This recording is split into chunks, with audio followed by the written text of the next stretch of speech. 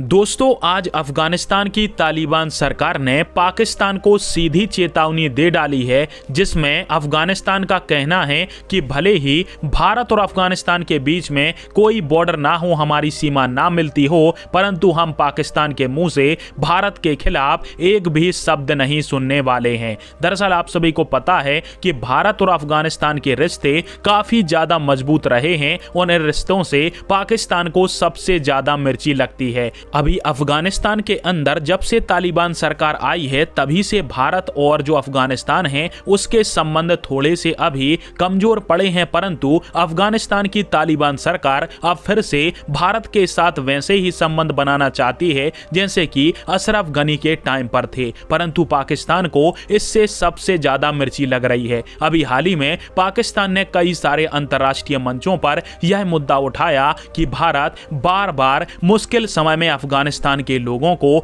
गेहूं भेजता है, चावल भेजता है और अपने बजट के अंदर से पैसा भी देता है। ऐसा करके भारत अफगानिस्तान के अंदर टीटीपी के आतंकवादियों की फंडिंग कर रहा है, जिसके कारण से पाकिस्तान को नुकसान पहुंचेगा और इस प्रकार से भारत के ऊपर प्रतिबंध लगाया जाना चाहिए ताकि अफगानिस्तान को इस प्रकार की मदद भारत ना कर पाए। यानी सीधे तौर पर पाकिस्तान ने यहां पर भारत को घेरने का प्रयास किया कि भारत अफगानिस्तान को किसी भी प्रकार की मदद ना भेजे, ना ही अपने बजट के अंदर से अफगानिस्तान के लोगों के लिए पैसा दे। अब हालांकि भारत और अफगानिस्तान के बीच में धीरे धीरे करके व्यापार भी स्टार्ट हो रहा है। अभी खबर आई थी कि भारत ने जब अपने यहां पर प्याज की कीमतें बढ़ गई थी तो 8,000 मीट्रिक टन जो प्याज है वो अफगानिस्तान से मंगाया था और भी चीजें भारत अफगानिस्तान से खरीद रहा है, जिससे पाकिस्तान चिढ़ा हुआ है कि भारत हमारे साथ व्यापार नहीं करता है और अफगानिस्तान से माल खरीद रहा है,